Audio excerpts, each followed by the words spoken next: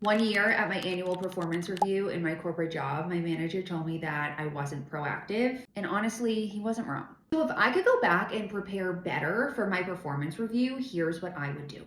First thing is I would take time to build out what I call my receipts folder. Something that I started to do after I got that feedback was task tracking. I would track my projects every week and the value add of each, and then at the end of every month, I would round up my top 3 accomplishments and then ladder them up to my annual performance goals. Not only did this make my life at work in general significantly easier, but it also made it a lot easier to prepare for these year-end performance reviews with confidence. Second, I would take time to prepare my ask and get clear on what I want to walk away from the conversation with.